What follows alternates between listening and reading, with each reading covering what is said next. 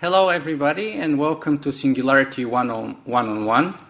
This is a feature of SingularityWeblog.com, where you can go and listen to it or download it in full. Today, my guest on the show is Ben Goertzel. Ben has so many titles, positions, and responsibilities that I will actually have to read all of those from a piece of paper, so if you can bear with me for 30 seconds so that we don't miss anything from his distinguished biography.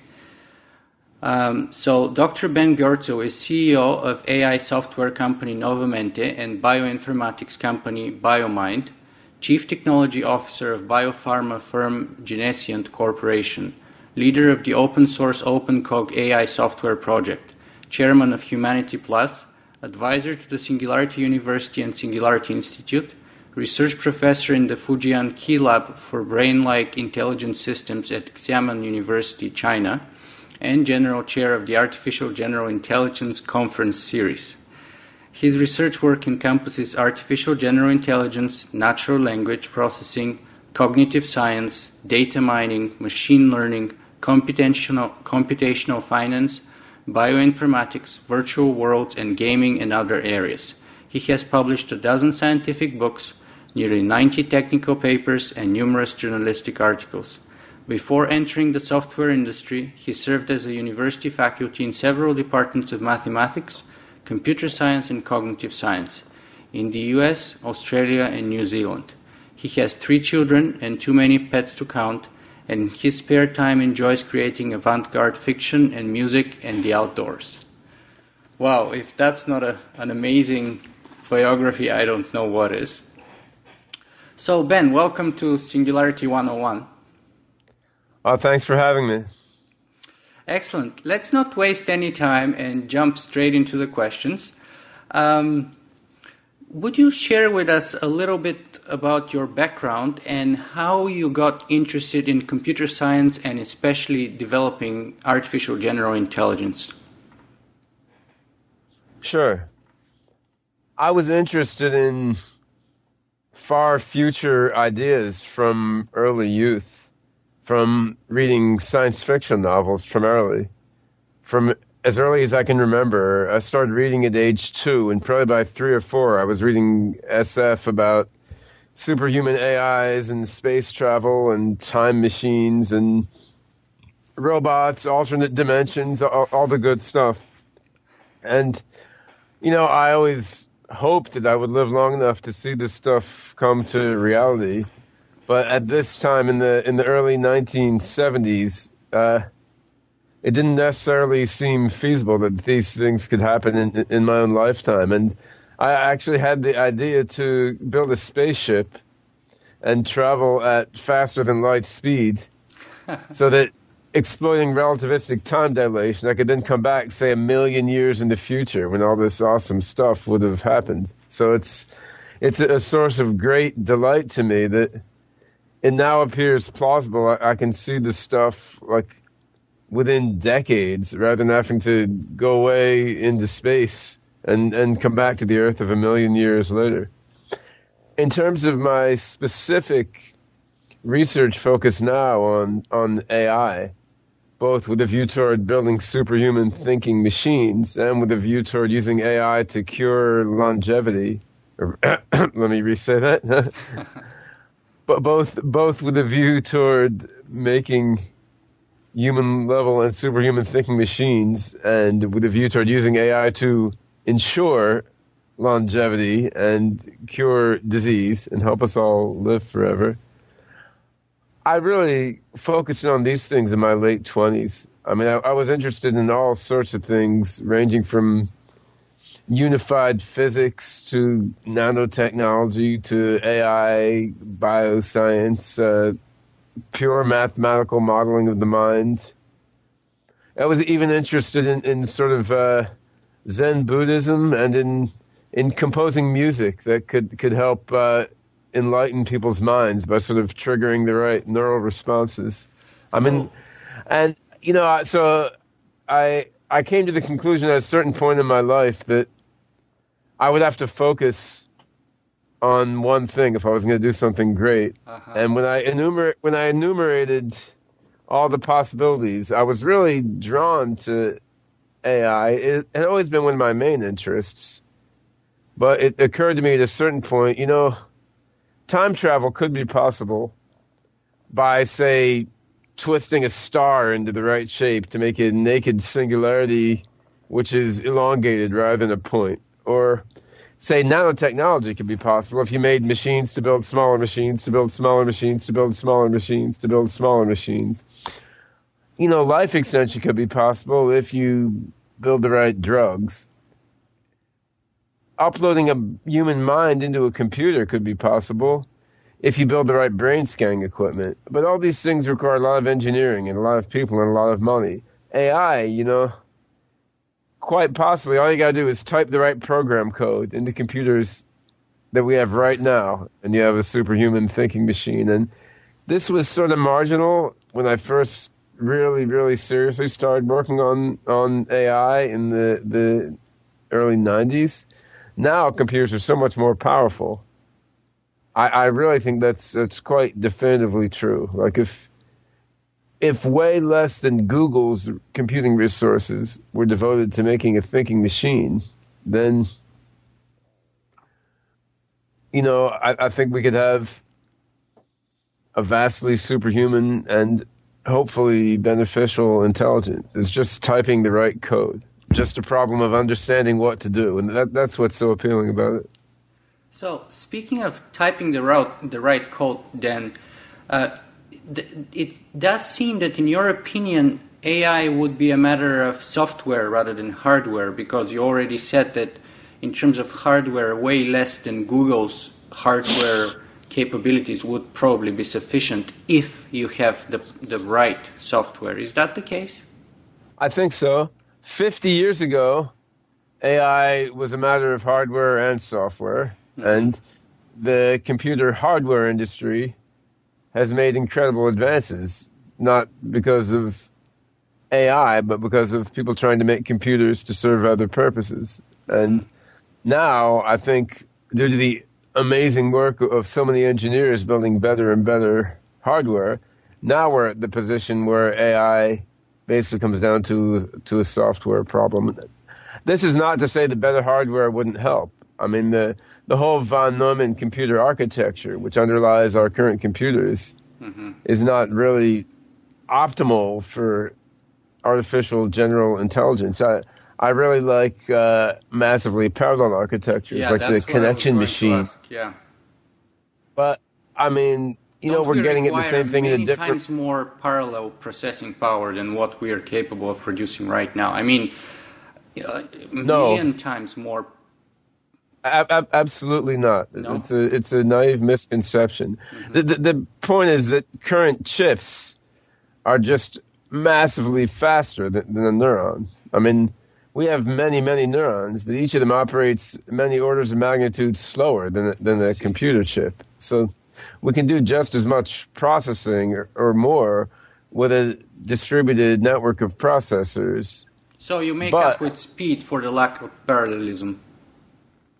You can make up with speed for the lack of parallelism. However, it makes life complicated because it means you need to use a different architecture. Yeah. And this comes down to one of my differences with Ray Kurzweil and the whole school of thought that the best way to achieve human-level AGI is going to be by emulating the human brain. Yeah. I mean, yes, absolutely 100% that can work. However, the hardware infrastructure that we have now is far from ideally suited for emulating the human brain in depth, because the human brain is a massively parallel analog or quantum computing system, whereas the digital computers that we have are distributed networks of very fast processors, which are classical digital computers. It's a different kind of computing fabric, which means that just emulating the human brain, of course it's going to work, but it's going to require more processing power than building an equivalently or more greatly intelligent system, which is more appropriately tailored for the hardware infrastructure at hand. So in that sense, if you are sort of disconnecting the invention of AI from the simulation from the mapping and the complete simulation of the human brain, then that could happen potentially earlier or later, but not necessarily connected to that point in time. That's right. Can it happen earlier? It can happen tomorrow. Yeah. Tomorrow? No, probably not. It could have happened. It could have happened last year, and nobody told us about it. I mean, yes, I think the two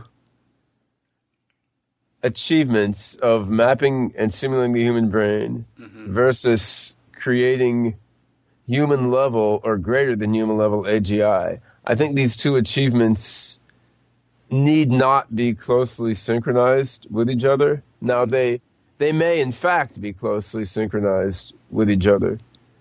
I'm not saying there is no relation between them, but it's not a necessary relation. And I think that if either adequate funding, adequate volunteer manpower, or adequate good luck is achieved by some AGI project in the near future, then I think we will achieve human-level AGI through non-brain simulation-based means before the human brain is mapped. Well, let me stop you there on the adequate funding thought.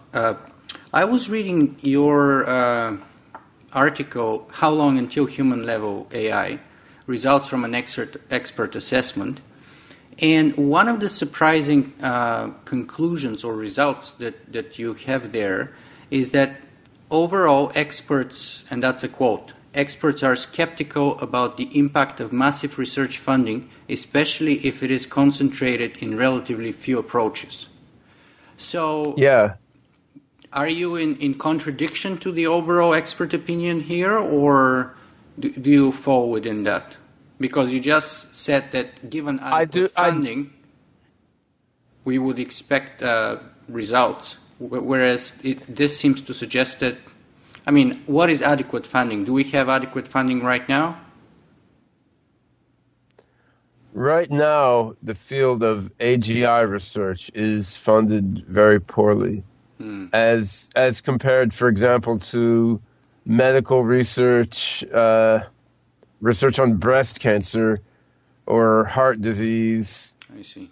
As compared to research on particle physics, in which they'll spend $100 billion on the giant accelerator. Yeah. As compared to many other aspects of science and engineering research, even as compared to some other fairly wacky stuff like nanotechnology research. Although there you have to look, and in many cases the most forward-looking aspects of those branches of research aren't being well funded either. For instance, loads of money for heart disease and breast cancer, but the NIH will not fund much research specifically on life extension. Nanotechnology, plenty of research on nanofabrics and lubricants, not much research on Drexlerian molecular assemblers. And in AI, the situation's even worse because the total pool of funding on AI isn't all that big. And then AGI, the quest to build artificial general intelligence that can think with the generality and scope that people can, I mean, that's a tiny sliver of a small amount of AI funding. Now, the survey that you're talking about, the question that we asked regarding massive funding was, what would happen if $100 billion was put into AI funding? On the other hand, for my own AI project, what I would like is something like $5 million a year for, say, 5 to 10 years. And there's a big gap between those two numbers. So you're saying 100 billion is too much, but right now we have too little. I don't know that 100 billion is too much if it was well spent. I think that most people don't have a good conceptual framework for how to spend $100 billion.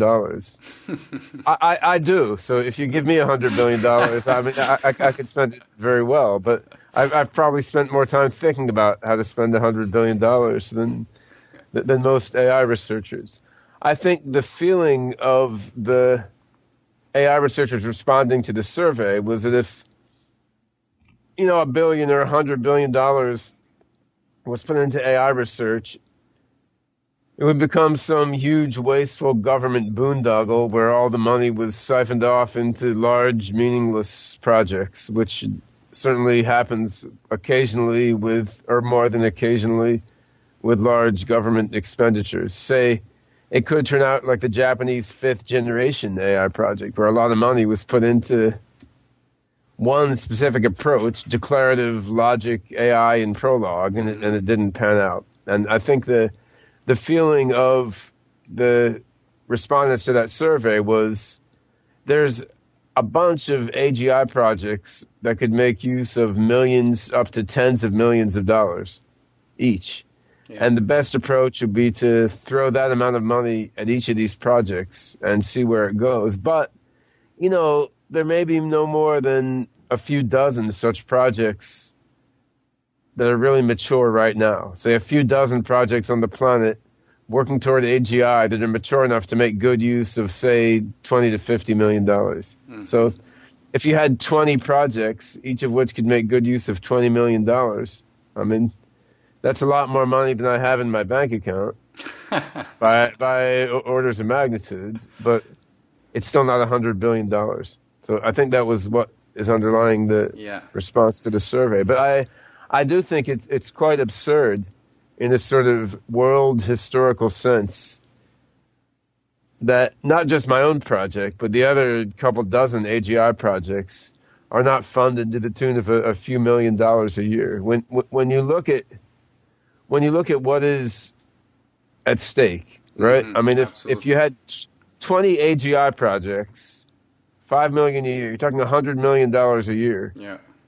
To work on creating superhuman thinking machines at a time in history when it really is quite palpable to do so. Yeah. And we spent $1 trillion bailing out banks, and the U.S. government alone, in the last couple years alone, probably another $1 trillion that the Federal Reserve spent surreptitiously bailing out banks without publicly announcing it. Trillions of dollars, right? We're talking $100 million to fund 20 AGI projects at a fairly satisfying level. And our society simply is not organized to do such a thing. And that's something that this is something that our AGI descendants are going to look back on and think is quite ridiculous.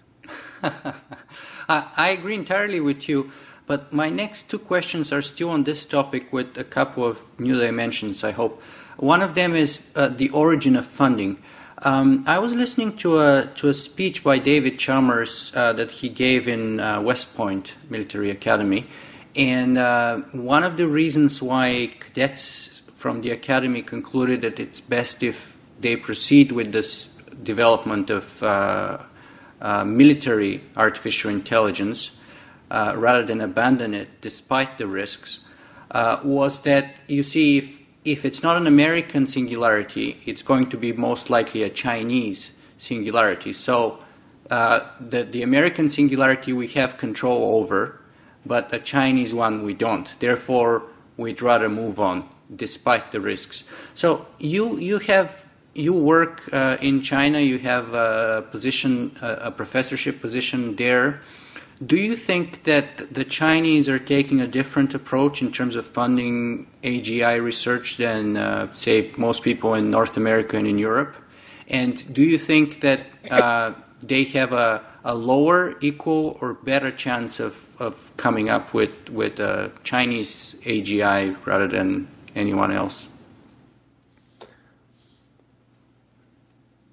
I have spent a lot of time in China in the last couple of years working on AI. So I'm an adjunct professor in an AI lab at Xiamen University in China, and I also am involved with Hong Kong Polytechnic University. And this is a kind of exciting announcement. Like just this month, we're starting a 2-year project at Hong Kong Polytechnic where we'll have 6 programmers working on making an OpenCog-based intelligent game character. So using my AI system, which is oriented toward working toward human-level AI, using that to make a smart game character. And we'll have 4 AI guys and 2 game programming guys working on that. So I expect to be spending a considerable portion of 2011 in China and or Hong Kong. Yeah.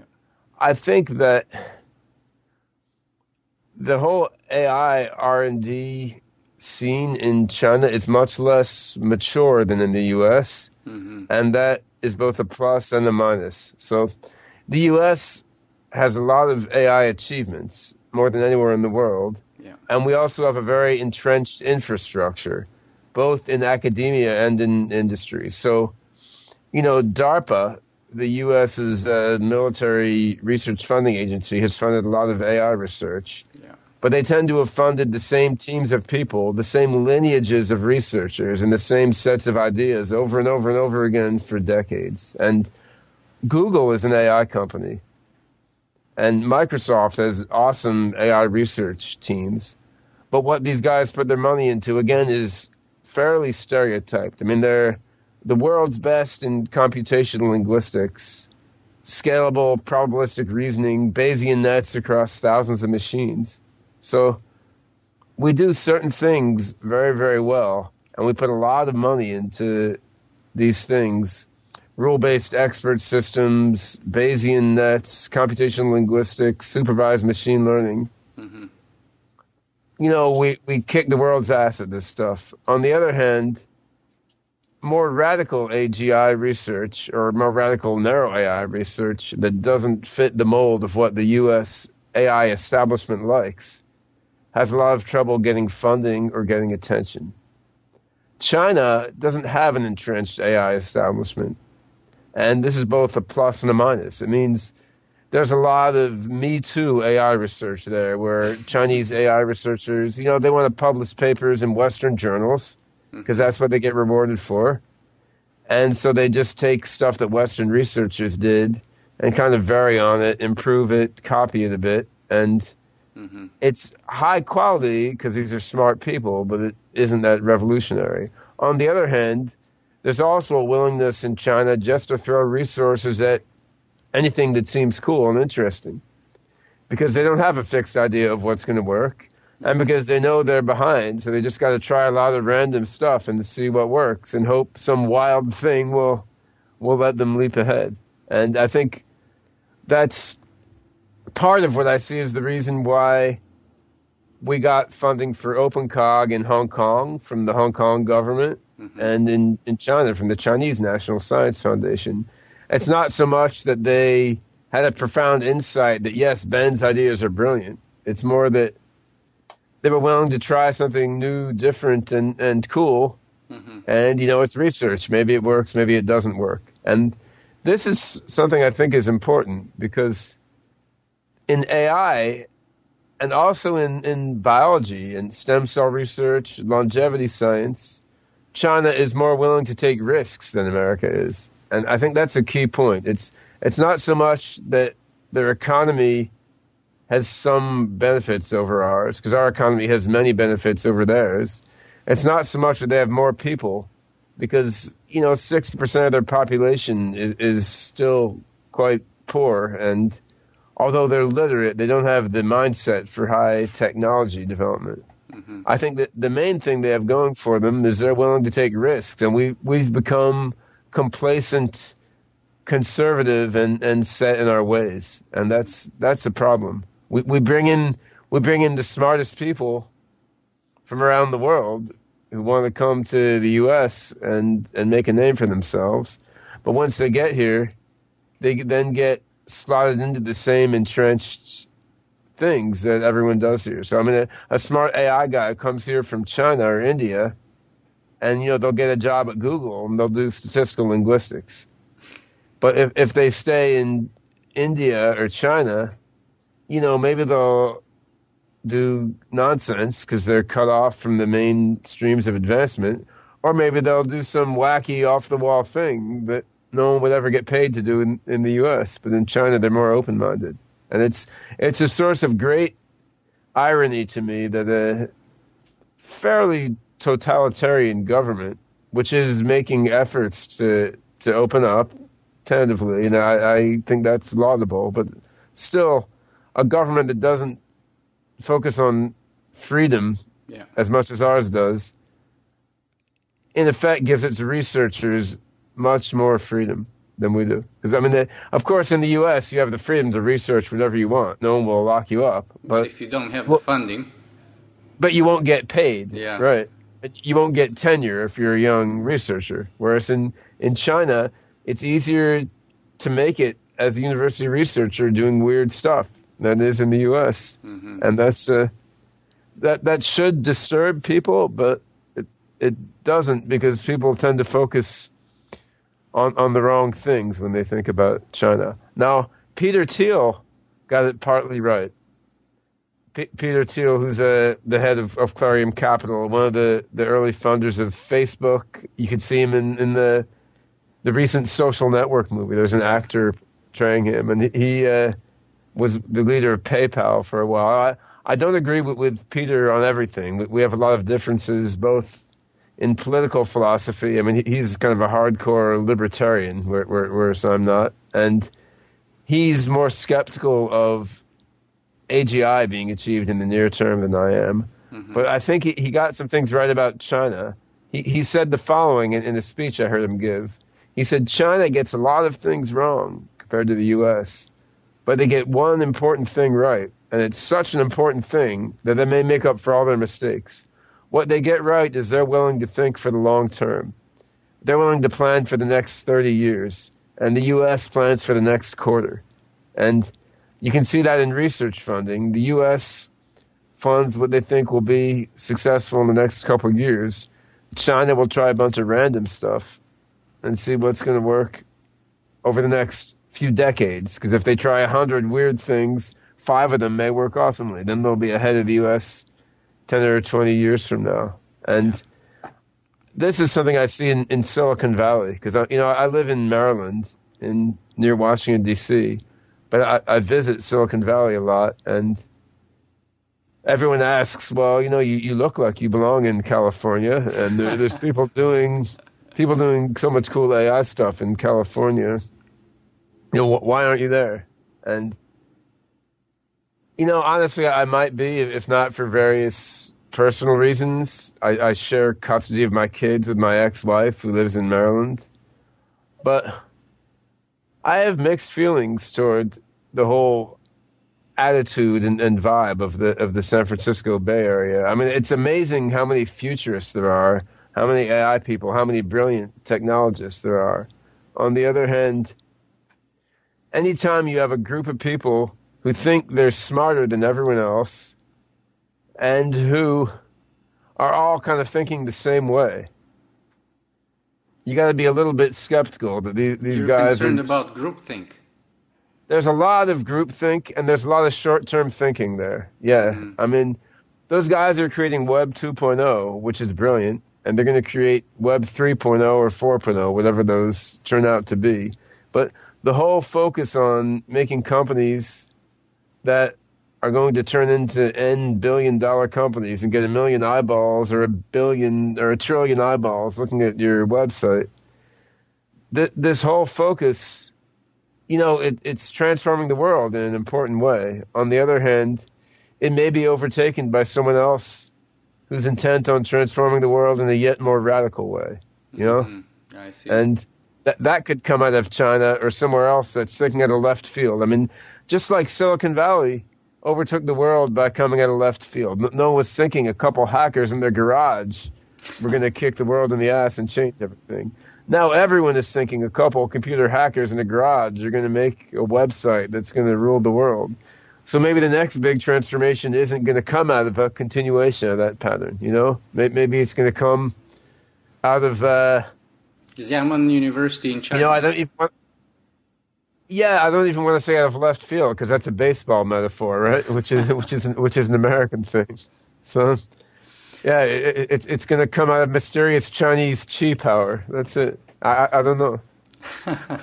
Let me just stop you here for a moment and ask you to help us define and focus on the main terms that we've been using here for a while now, because some of our viewers may be confused.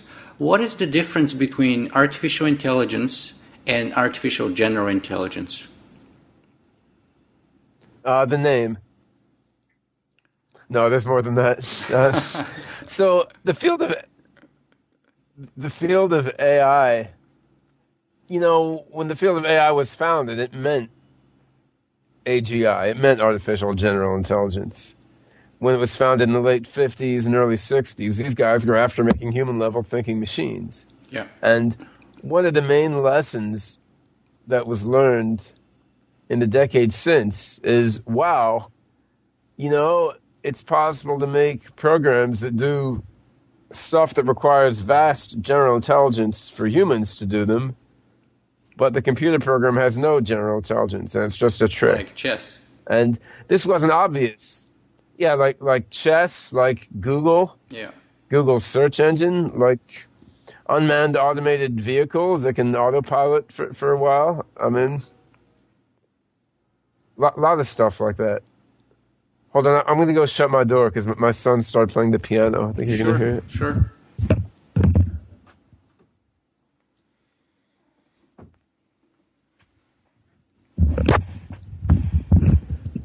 So I think that was a non-trivial lesson that narrow AI is possible, right? And since we've learned that lesson, that it's possible to achieve some vastly intelligent functions by tricks, then a distinction has to be made between what Ray Kurzweil labeled narrow AI, which is programs that achieve apparently very intelligent functions, but in a highly domain or task-specific way, and then general AI, which contains the ability to generalize and transfer knowledge from one domain to another, to learn new things that weren't anticipated by the programmer, and so forth. But not everyone accepts this as an important distinction, because some folks believe that narrow AI can be progressively grown into general AI. And I don't think that is true. To me that's like, I don't know, it's like trying to do space flight by making bouncier and bouncier pogo sticks or something. I mean, you need a different principle.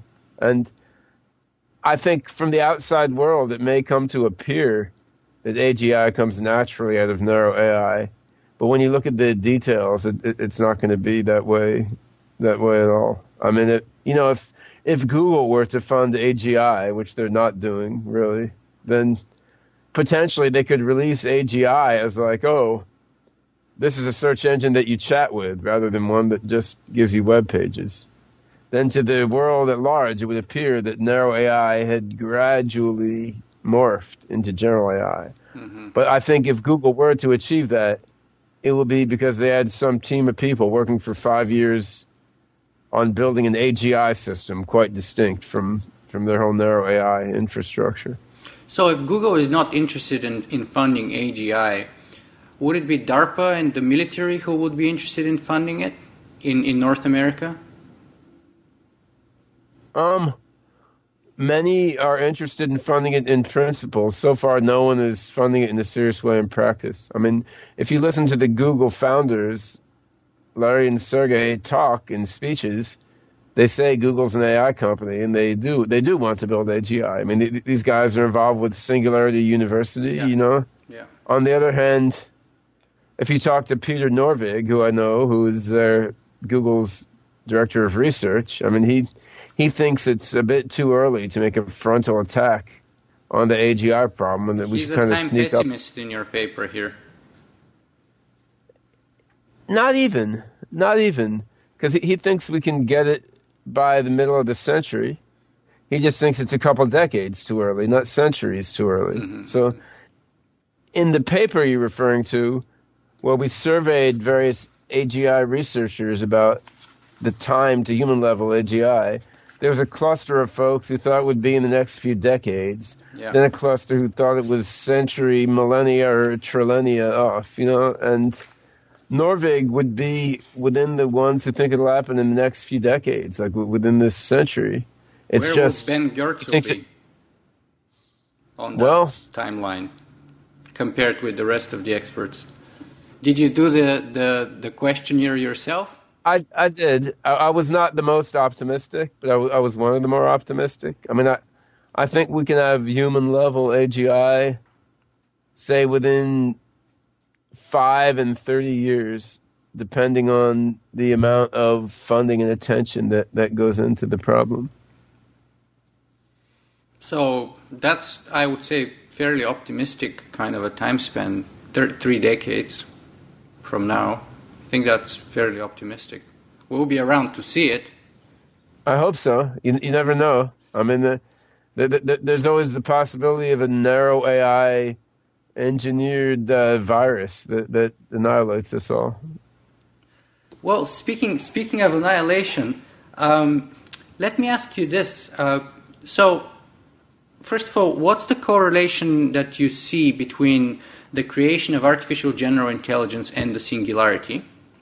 And second of all, what do you rate our chances of surviving it are, like in terms of percentage-wise? Oh, first of all, I think that artificial general intelligence is very likely to be what launches this singularity. Mm-hmm. So I buy into I.J. Good's notion of the singularity as an intelligence explosion. Yeah. I don't think it's the only possible way, but I think it's the most likely possible way, and that if some other technology like genetic engineering, brain enhancement, or nanotech advances faster than AI, I think that technology will in short order be used to make AGI, which will then cause the next big burst, accelerating things toward and beyond the singularity. And then what would be our chances of surviving it then? I think my confidence interval for that is very wide. I mean, I don't have any basis to make a detailed rational estimate of that. I also think the question isn't well posed.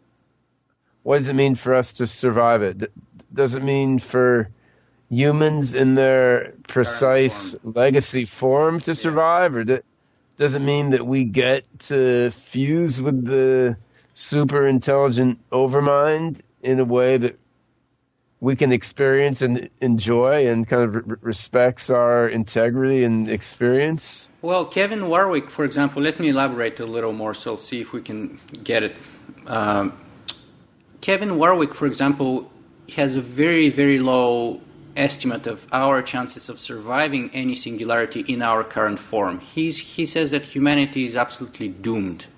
What he believes in, however, is that our merging with machines would allow us to survive it and go beyond on the other end of the singularity in a radically new form, either as cyborgs or as some sort of a machine-enhanced, super-intelligent, augmented beings or something like that. So in my view, as long as there's some kind of continuity between Ben and Nick here and their sort of augmented resulting beings, which were augmented by technology on top of that, and there's some kind of continuity between our memory and our experience and our knowledge, I would believe that even though biologically we may not be the same, if there's a continuity, then we have survived it. That's my personal take on it. Well, I think the class of futures that Kevin Warwick discusses are plausible ones that may happen. But I think Werner Vinge got it right when he said, after we have minds that are dozens of times smarter than us, none of us can really predict what the fuck is going to happen. And that's the bottom line. I mean, the confidence interval is pretty wide. Kevin Warwick, he can say, if he wants to, that the human race is doomed, but how can he really know that? I mean, maybe maybe I will build or someone else will build a sort of AI babysitter, which is very smart and very powerful, and will protect an enclave of legacy humans because it's programmed to do so. Yeah, but their impact on the future world would be minimal. I mean, right? That's a separate issue as to then whether we survive or not. I see. All right. I think we're coming very close to the end of our interview, so let me ask you the last two questions. First of all, if our viewers and listeners want to find out more information about you, what are the best sources? Where should they go to look for that? My website, Goertzel.org, has links to the various projects I'm involved with and links to my Twitter feed and my email address and so forth. Mm-hmm. Excellent. Okay. And then if you have one message that you want to get across to all of the people who are going to see this video, what would you like it to be? That the future is ours to create. The singularity is not inevitable. A positive singularity is not inevitable. As far as we know, not much is inevitable. And seemingly fanciful things like AGI, human immortality, mind uploading, an end to poverty, scarcity, and disease. We're fortunate enough to be living at a historical moment where these things are likely achievable for the first time in our lives, and most likely these things are going to be achieved by some small groups of people working really hard on them. And whatever your specific talents or tastes are, there's probably a good way for you to contribute toward one of these really important things and thus bias the odds of all of us surviving the singularity in a positive way. That's fantastic. So my take on this would be, if you can do a blog and interview Ben Goertzel, do so. If you have a bank account with $100 billion, then by all means, we didn't contact information already. We didn't get into my plan for how to spend $100 billion, but we can do that in another interview anyway. Absolutely.